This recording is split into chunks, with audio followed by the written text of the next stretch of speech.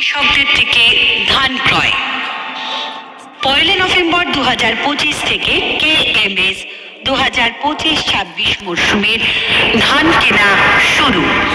ভ্রাম্যমাণ ধান ক্রয় কেন্দ্র, সিপিসি বা মোবাইল ধান ক্রয় কেন্দ্রে MCPC ধান বিক্রি করলে ধানের মূল্য পাবেন 2389 টাকা।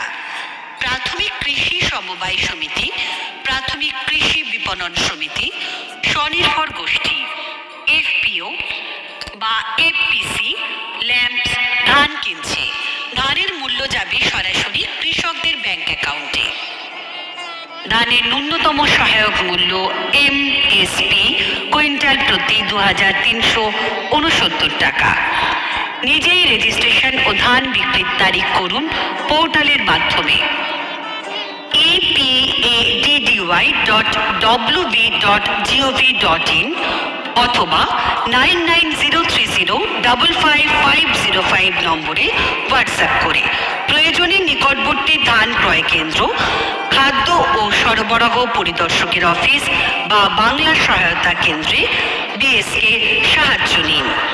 বিশদে জানার জন্য 1967 বা 1800345505 নম্বরে ফোন করুন অথবা 9903055505 এই নম্বরে হোয়াটসঅ্যাপ করুন বা ওয়েবসাইট দেখুন epaddy.wb.gov.in অথবা food.wb.gov.in।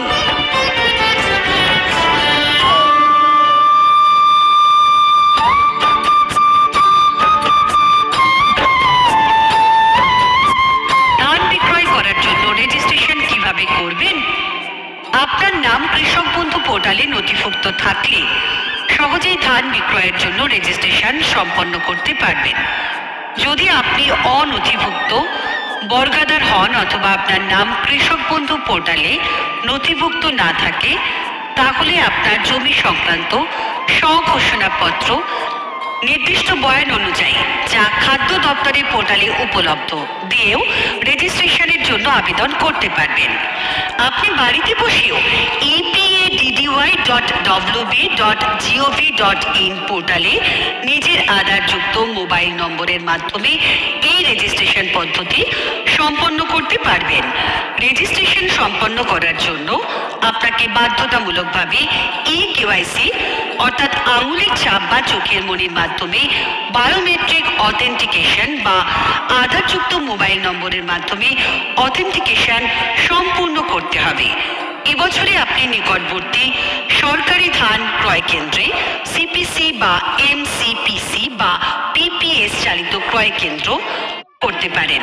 নিবন্ধিত চাষিদের এখন জেলায় যে কোনো ক্রয় কেন্দ্রে সিপিসি বা মোবাইল সিপিসি বা PPS পরিচালিত ক্রয় কেন্দ্র ইত্যাদি PO1 এবং PO2 এর ইপপ মেশিনের মাধ্যমে ধান বিক্রির জন্য আপনার পছন্দ মতো তারিখ ও সময় নির্ধারণ করে দিতে পারেন। মনে রাখবেন, ছুটির দিন এবং রবিবার ছাড়া পরবর্তী 30 দিনের মধ্যে যে কোনো দিন ধান বিক্রির জন্য তারিখ ও সময় ঠিক করতে পারেন।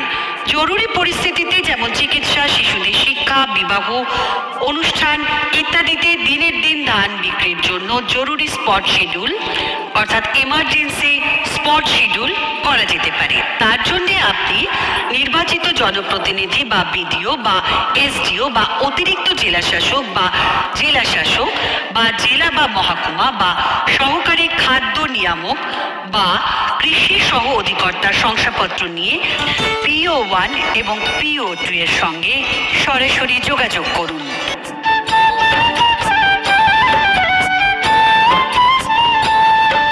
সরকার কর্তৃক ন্যূনতম সহায়ক মূল্যে ধান সংগ্রহ, সঠিক গুণমানের ধান দিন, ন্যূনতম সহায়ক মূল্য দিন। কৃষকদের দ্বারা বিক্রিত ধানের সঠিক গুণমান কি হওয়া উচিত? কৃষকদের ধান বিক্রি করতে হবে নির্দিষ্ট গুণমান মেনে। কৃষকরা প্রথমে ধান ভালোভাবে শোকাবেন, পরিষ্কার করবেন, তারপর ক্রয় কেন্দ্রে আনবেন যাতে কোনো সমস্যা ছাড়াই ধানের সহায়ক মূল্য পেতে পারেন। ধানের গুণগত মান নিয়ে সমস্যা হলে কৃষকরা ব্লক লেভেল মনিটরিং কমিটির কাছে অভিযোগ জানাতে পারবেন। ধানের সঠিক গুণমান বলতে কি বোঝায়? ধান পরিষ্কার, শুকনো, পরিপক্ক, বিক্রির উপযুক্ত ও একই ধরনের মাপের এবং রঙের হওয়া দরকার। ধানে যেন কোনো রকমের ছত্রাক, বিষাক্ত গন্ধ এবং পোকার সংক্রমণ না হয়ে থাকে তা দেখা দরকার। ক্রয় কেন্দ্রে ভালো ধান দিন, রেশনে ভালো চাল নিন। ধানের নির্ধারিত গুণমানগুলি FAQ আপনাদের ঠিকাদার বা কৃষক বন্ধু পোর্টালে নিবন্ধিত নন এমন কৃষক বা মৌখিক ইজারা আছে বা অন্য ব্যক্তির জমি ভাড়া বা ইজারা নিয়ে চাষ করছেন এমন কৃষক আছেন তারাও নির্দিষ্ট অ্যানেক্সারে চাষকৃত জমির বিবরণ সহ স্বঘোষণাপত্র দিয়ে খরিফ মরশুম ও রবি মরশুমের জন্য পৃথকভাবে নিবন্ধন বা রেজিস্ট্রেশনের আবেদন করতে পারেন। আবেদনের সময় ভোটার কার্ড, আধার, মোবাইল নম্বর আধারযুক্ত এবং ব্যাংকের পাসবুক হাতে রাখবেন। ধান ক্রয় পোর্টালে epaddy.wb.gov.in অনলাইনে নিজেই অথবা যে কোনো ধান ক্রয় কেন্দ্র বা বাংলা সহায়তা কেন্দ্র BSK বা পরিদর্শক খাদ্য ও সরবরাহ দপ্তরের অফিসে গিয়ে সংশ্লিষ্ট আধিকারিকের সাহায্যে এই আবেদন প্রক্রিয়া সম্পূর্ণ করতে পারেন। এরপরে এই ক্ষেত্রে আবেদনটি ব্লক উন্নয়ন আধিকারিকের BDOর কাছে পাঠানো হবে। যারা কৃষকের ধানের চাষকৃত জমির এবং প্রত্যাশিত ধান উৎপাদন যাচাই করবেন এবং কৃষি উন্নয়ন আধিকারিক বা কোনো এক্সটেনশন অফিসারের মাধ্যমে ধান ক্রয় পোর্টালে তা নথিভুক্ত করাবেন। কৃষক নিবন্ধন শংসাপত্র FRC কৃষকরা কোনো অফিসে না গিয়েও ধান ক্রয় পোর্টাল epaddy.wb.gov.in বা হোয়াটসঅ্যাপ চ্যাটবট 9903055505 থেকে ডাউনলোড করতে পারেন বা BSK, CPC বা যে কোনো খাদ্য পরিদর্শকের অফিসে গিয়ে নিবন্ধন শংসাপত্রের প্রিন্ট আউট নিতে পারেন। এই মুদ্রিত শংসাপত্রে স্বাক্ষর বা স্ট্যাম্প করিয়ে নেওয়ার কোনো প্রয়োজন নেই। পোর্টালে লগইন করার মাধ্যমে বা যে কোনো ক্রয় কেন্দ্রে যোগাযোগ করে নিবন্ধন শংসাপত্রের সত্যতা বা এর বর্তমান স্থিতি বা কোনো আপডেটের স্থিতি আবেদনের ভিত্তিতে কৃষকরা যে কোনো সময়ে যাচাই করে নিতে পারেন। ধান বিক্রির সময় বা ধান বিক্রি সংক্রান্ত অন্য কোনো কাজের জন্য